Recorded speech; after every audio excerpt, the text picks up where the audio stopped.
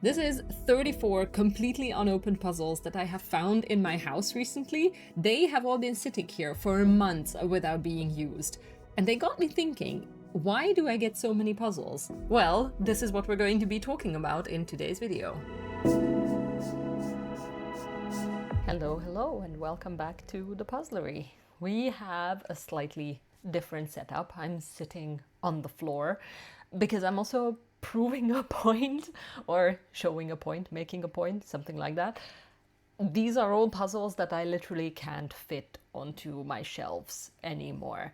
So there's this shelf that you're getting a new angle of as well, but I also have like multiple shelves all around the apartment, and I just can't find space for the puzzles anymore. Just maybe about 2-3 weeks ago, maybe it was already a month, it doesn't matter, I kind of hit a breaking point where my collection was not really bringing me joy, but it was actually causing me like a little bit of anxiety. It's just too much. It's so much clutter in the apartment because it's like piles of things sitting around. I'm also preparing a puzzle event. There's a huge amount of puzzles in cardboard boxes that are not mine. They're going to be distributed, but that's also in the apartment. So there's just so much stuff that I started thinking. And what also contributed to me sitting down for this video is that it's no secret that I watch a lot of YouTube, and I have been watching a lot of minimalism and especially anti-consumption and consumerism content because I find it pretty interesting. And I just started thinking that that might actually be a really good video idea. So here we are. This is also an unscripted video that I'm just sitting down for, and we're just going to chat a little bit about why we are buying so many puzzles. Most of my videos are usually unscripted or 90% unscripted. I just give myself a couple of prompts, which I have done again. I have like my little notebook where I have collected a couple of points that we can think about, and just think a little bit about why people who get really deep into the puzzle hobby start buying so much puzzles. Because it's just so much. It's also not judgment over anyone. Like, you can see that I'm part of the problem very heavily. I just think it's very good for people to sometimes just maybe take a step back and think a little bit about our consumption habits.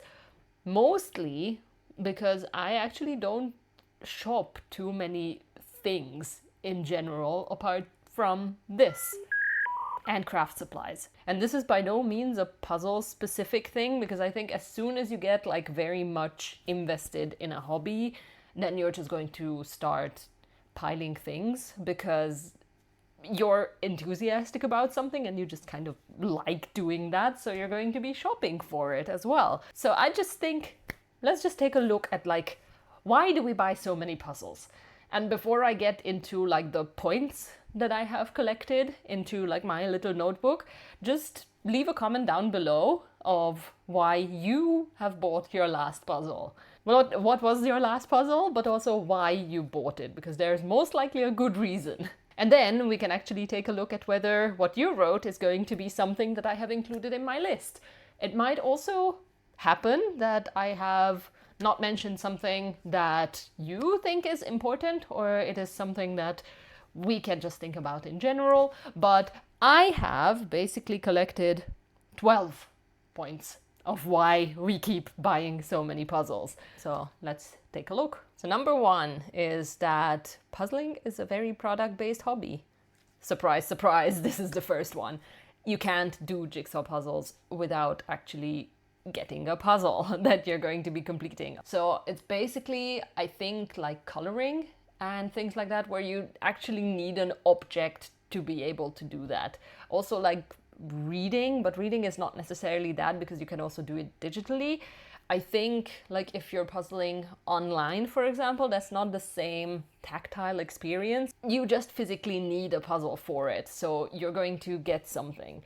And I think that's also one of the reasons that people buy puzzles, even those who are just casually sometimes buying a puzzle, is that they're in a shop, they see a nice image, and then they're like, oh, I could do that jigsaw puzzle, and then they take it home. You can't puzzle without the physical object. Number 2, you see a nice image and you get very easily sucked into just, I need that image. It may be something that is very cute, it may be something that is like very impressive, or it could be a nice challenge, or an artwork that is very close to your heart, or something that kind of grabs your attention and you just want to have it. It can also be in relation to the brand, in this case, of like, ooh, this brand is normally not available at our place, so I'm going to reach for that. Or it's a well-known brand, and then this is what sucks you into the hobby. So it's basically something that kind of like attracts your attention, and it's very easy to fall for it. It's a slightly more affordable hobby compared to many other ones. So it's easier to start piling them up. At least that's what I feel, because it's very, very easy to walk into whichever discount shop and then all of a sudden see a puzzle for like 2-3 euros, and then you're like, oh, that can come with me, which happens to me more often than I want to admit. Number 3 is a little bit more abstract. When you are buying a puzzle, you're also buying your free time. Like, you're buying, depending on how fast you are in completing a puzzle, you're also buying that free time that you have in your mind. That you're going to definitely be spending on that puzzle. Even if you're not doing that puzzle yet, then you know that you have kind of booked yourself for that, let's say, 3 hours that you're going to be spending on that one jigsaw puzzle that you got for yourself. So you're kind of investing in your free time and meditation, relaxation, or excitement if you're into speed puzzling. So it's kind of a future investment of relaxation, and it's halfway like booking a trip. So it gets more attractive as a product because you're buying your time. It's also the same, I think, with craft supplies, that you're buying for a future project that you're thinking about. So you're investing in that amazing feeling that you're going to have when it's finished, and you're going to have that complete product or puzzle or garment or whatever that is that you're into. That money that you're investing into that little product is actually something that you're putting towards a greater good for yourself in the future. Number 4 is So number 4 is something that I put down as emotional attachment. Like, puzzles are very easy to impulse shop, but also if you're traveling somewhere and you see a limited edition puzzle or something that is only available at the place where you're at, if it's a souvenir from a holiday or if it's a specific event, then you want to have that puzzle and you kind of have an emotional attachment to it. There's a lot of stuff that we get because it's just an emotional thing. If you look at it, you think of something else, you have a positive memory of it. It's just nice to have a keepsake.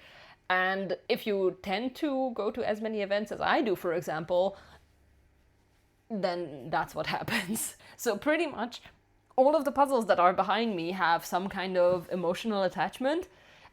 And so that's also contributing to how I end up with so many. Number 5 is going into the direction of social media and the online lives that we have now. And I think it also kind of brings in like the hypocrisy of me talking about piling up puzzles, because if you're on social media and you're very actively showing off how you're doing puzzles and how that is an important hobby to you and free time activity, or you even turned it into your job for some people, then it's also performative to have a lot of puzzles. Obviously, anytime I'm doing a video, I have the puzzles behind me, which is a very atmospheric background. It also creates my niche. It also shows what my videos are about, and it gives me a backdrop, and it also looks pretty cool. At least I hope it looks good. A lot of hobbies turn performative just because of the online world and social media, that we want to show off how amazing our collection is because it gives us joy, hopefully. It's by now basically the main purpose of social media. Like, no one, as you know, nobody uploads the bad stuff or very rarely, or even then it's a little bit performative, I think. And so mostly the nice stuff are being shown. And if you have just 2 or 3 puzzles at home, then that's not as impressive. That's not as attractive for other people to look at. But if you have a whole collection of puzzles with hundreds of things, then people can go like, ooh, wow, there's that puzzle, and ooh, that's so interesting. So there's more things to look at. It applies to other hobbies as well. These big collections, they also function as a library, because anytime I think of wanting to do a puzzle, I literally just have to reach for one on the shelf, and I don't have to go out and buy one. So it can have a little bit of practicality as well. And participating in the online community also just sends you down this rabbit hole, because there's other people doing these hauls where someone buys 20, 30, however many puzzles, and then it normalizes the amount of stuff that we have, because we see more of people having so much. That's definitely something that is also going to lead into the next point, which I have listed, which is number 6, and that is buying puzzles. It's also like participating in the community. So hear me out. Even if you're not puzzling somewhere, you're on a holiday and you want to post to social media for your puzzling account, or you want to tell your friends that you are still thinking about that one hobby that you have, then you can still buy a puzzle. It's also kind of bringing you back to the community as well. So you are still participating just by purchasing something. You don't necessarily have to do the action itself. So you feel like you're part of the community more, even when you're maybe not doing a jigsaw puzzle every single day. Number 7 is, I think, my favorite one because it applies to me the most. And that is liking the action more than the product itself. For me, at least, this is something that I have noticed with all my other hobbies, that I extremely enjoy the action itself, especially the movement. Like, I'm a very tactile person, so I enjoy the feeling of like the yarn on my hand when I'm doing crochet, or when I'm doing jigsaw puzzles. I just love the feeling of the pieces and just doing the action itself of placing things or sewing or knitting or stuff like that. So I enjoy the action itself and I don't really want it to stop. So whenever I'm done with something, then I'm mostly sad about how I can't do the action anymore and I have to start something new. So I keep purchasing things so that I don't have to stop. When I, for example, finish a jigsaw puzzle, I can just break it down and open up the next one immediately if I feel like it. Basically, that the product is secondary compared to the action that you are enjoying. I also think that that's somewhere where 2 different types of people appear. The one is the one who puts together a jigsaw puzzle and then they're very happy with it and it's on their table for I don't know how long because they are too sorry to break it down. And there's the other people who literally put together a puzzle, maybe snap a picture or maybe not even, break it down and put it away, and then they're on to the next one. Once I realized that that's kind of a factor in keeping buying puzzles, then I kind of like had like an epiphany that that's actually me. Number 8 is the secondhand marketplace. There's just so many puzzles that people are trying to sell all the time, everywhere. Even for higher end puzzles, you can get such good deals, and normally those are just puzzles that have been done once and then put back into a box, and then people try to sell it immediately. Because there's such a huge secondhand marketplace, it's easier to just keep puzzles rotating as well. But then it's harder to get rid of them as well. And then I haven't even talked about like yard sales or flea markets or anywhere else when you can literally just walk along and just get old puzzles for, I think, even less than online. Yeah, so if you have secondhand marketplace options, then you might also end up getting too many puzzles because they're way cheaper and it's good value. Number 9 is a little bit more noble than the other ones, which is when you want to support an artist or you want to support a brand that you can very much identify with and you feel like they are worth your money, then you might just buy their product. I am going to like delve into how I think there's also overproduction in puzzles and there's way too many brands as well, and they are putting out way too much product as well. But that's a topic for a different video. Let's just say that there's an artist that you like very much because their artwork appeals to you, or they have a mission that you can very much identify with. Same with a brand. Same with some of the especially famous artists, but we can also just think about indie artists. There are a lot of artists who are not even like necessarily puzzlers, but they put their artwork on a puzzle, and it's easier and cheaper to get a jigsaw puzzle of their artwork than to get an actual copy of an original painting, for example, by them.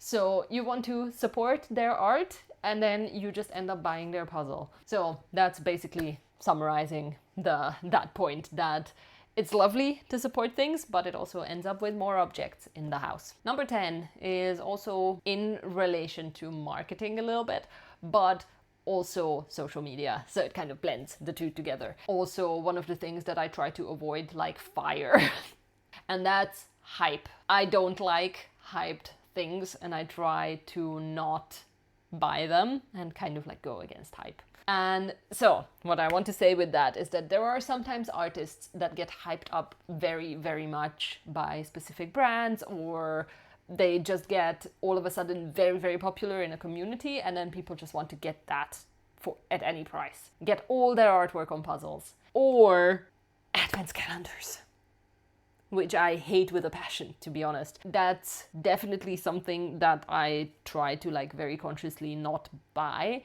I really love that some associations and friends groups and communities actually come up with their own advent calendar puzzles. So people turn their existing puzzles into advent calendars, which I think is way better, because then you actually give a second value to the object that you already have at home, and it reduces your consumption a little bit. And the other thing is that scarcity marketing is also turning into a thing. Like, there has been this very unfortunate trend of turning objects into limited editions, or saying that there's not much of it, so that people like storm the shop. Obviously, the last example of that, which was very visible, was the Labubu dolls, which have an added gambling feature just for the sake of it. Actually, Ravensburger has also jumped on that train a little bit with that Taylor Swift circle puzzle, with the limited edition stuff, and then the limited edition Christmas thingies, even though they have had limited edition Christmas puzzles every year, but they were not marketed as such, so not with like the numbers and stuff like that. And then they started bringing out the 300-piece artist puzzles, but as far as I have seen, thank goodness, people have kind of resisted that, and I think maybe, hopefully, it's also not going to be like a very prevalent thing, because I remember that pretty much everyone in the community that I know that have signed up for any of these puzzles have got one, which I think also shows that there was not a very big market for it. So there were attempts to get people to shop more with the scarcity marketing thing, but thankfully, I think the puzzle community has resisted, and I'm very proud of that. Then we're coming to number 11, which I think is something that I'm very guilty of. This and this and this and this and all these. Speed puzzling. Because with speed puzzling, you end up buying way more puzzles, even puzzles that you don't necessarily like per se. And here I don't just mean buying puzzles new, also buying puzzles used. So you get motifs that you don't like because you have to train them or practice them, figure out how to do them. And very often, especially if you don't have friends around who have a collection that you can borrow puzzles from, then it's easier to just buy it for yourself than to actually look for it somewhere and have it lent to you. And especially if you get into competitive speed puzzling, then that's where it ends. Thinking about how so many competitions are still using published puzzles, and you get a humongous advantage if you have done the puzzle before. compared to someone who hasn't. You might be in a disadvantage if you haven't done the new collection of a brand in 2026. Now, people preparing for the World Championships, for example, they are buying puzzles left, right, and center so that they can practice puzzles that are going to most likely come up in the preliminary rounds, which is sad in very many ways. Since this is such a product-based hobby, as we have established it earlier, people just need to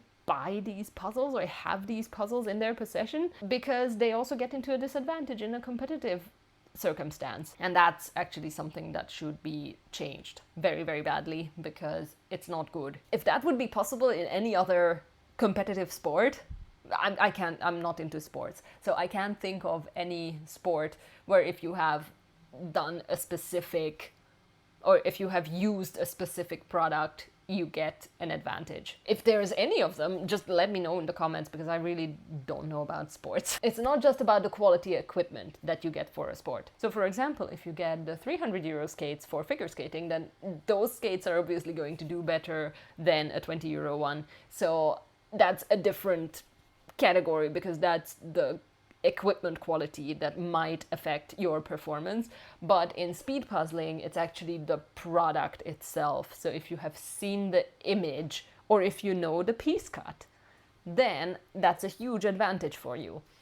And that's something that speed puzzling, competitive speed puzzling, haven't figured out yet. Basically, if you're a speed puzzler, you have to keep obtaining puzzles. That's definitely something that can influence your collection, and it definitely has for me, because I didn't buy 500 puzzles at all before. I was strictly a 1,000-piece puzzle girl before I discovered speed puzzling. That's the only time when I started getting 500-piece puzzles, and look what it did to me. And we're actually getting to number 12, which is kind of like a bonus, so it's the 11 plus 1. But shopping is fun.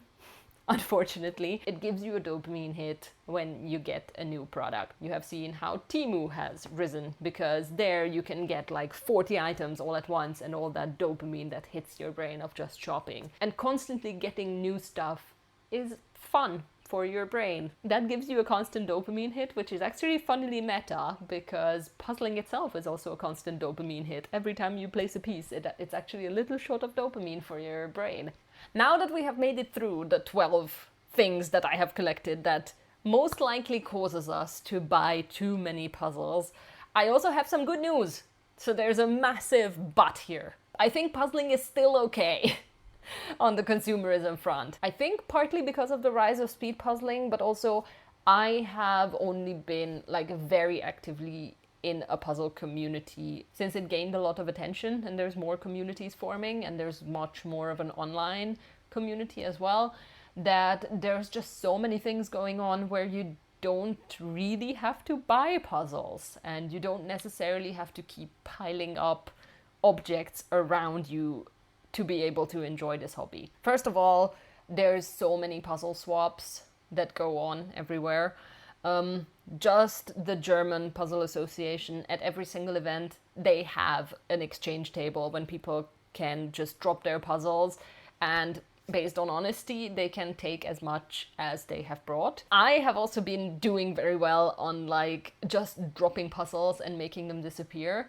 I have often, not always, brought home less of a piece count than what I have dropped off. That is something that is very, very good because it makes puzzling also more affordable for people and they just get to enjoy the puzzle as a community. There's also traveling puzzles that has been incredible. So that's also something that I have seen associations do, that they just put together a little package and then people can literally send it from one person to the next, which I think is a very charming idea. You can put like little notes in there and just have a package of puzzles go around so people can enjoy it together and they don't necessarily have to buy it. It turns the puzzle hobby into more of a community thing as well. So it's not just that isolated activity that you're doing. I have complained enough about the secondhand market, but it is a thing that you can do. So there's a way to reduce the amount of new product that needs to be created for people. So the secondhand market contributes to it a lot. There's so many things that I shop secondhand, and I'm a very firm believer in the secondhand market. So that's definitely something that I want to highlight. And for puzzles, the secondhand market is a dream because you also get puzzles for super cheap. And then basically the other thing is that there's more and more rental companies now where you can kind of get like a puzzle sent to you every month that you complete and then you send it back, or depending on how many you want. But you can rent puzzles, which is also a big benefit. And so I don't really use the rental option yet. And I'm also not big on renting anything in general. So I haven't been using these services much, but there's some really cool rental companies. I'm going to just like pop their logo here on the side. So they are available all over Europe now, or more and more in Europe. So that's a really, really great option as well, where you don't have to purchase. You can just kind of rent it and then complete your puzzle, and then you don't have to look at a box in your apartment afterwards. And one last thought that I have, which I think is a very big benefit of puzzles in general, is that they are not like other hobby items. They're more like books and not like yarn, is the genius comparison that I have come up with. So with yarn, once you are done with it, it turns into an object that, unless you break it down and turn it back into yarn, you're not going to be able to reuse it. But with a puzzle, that problem is not there. It's the same as with a book, that you can just keep reusing it because it doesn't really change its form unless it gets too used up and then it's too old. Puzzles are pretty sustainable in that way. They don't change their form, and so you can pass it on, as it was with the rental, the swaps, the traveling puzzles, the everything, that you can share it and you can share the action and you can just pass it on. So you don't necessarily have to keep it once it's done. That's basically all that I have come up with as like a brainstorm, and it kind of erupted out of my head.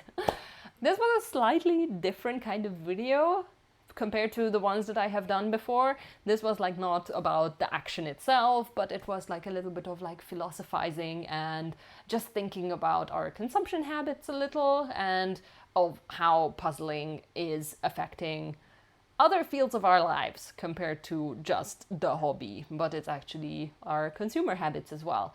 So let me know if you liked this kind of video, because I actually have a lot of thoughts that I could talk about in a video like this. I have so many thoughts on AI. I have so many thoughts on why I would recommend speed puzzling for people and why I wouldn't recommend speed puzzling for people. So there's so many things that I could just sit and talk to you about, or talk with you about, because I definitely want to have your feedback as well. Anytime I was thinking about creating something like this, I keep thinking that I'm going to feel stupid afterwards because I have put out my thoughts and people might say that it's not too very smart or that it's not very convincing or that it's wrong. So it's definitely something new for me. I'm out of my comfort zone as well. So I really hope that you enjoyed it. And the one thing that I didn't tell you about, one of the other reasons that I'm sitting on the floor, is because my table that I normally use for videos is actually taken up by my 6,000 piece puzzle that I'm working on. So that's most likely going to be the next video if I manage to finish it. But until then, let's talk in the comments, because I'm really interested in what you think about this format or the topic itself. So if you want to discuss more about consumerism and puzzles, then definitely let's discuss in the comments. Subscribe to the channel if you haven't already. Thank you so much for watching, and see you in the next video.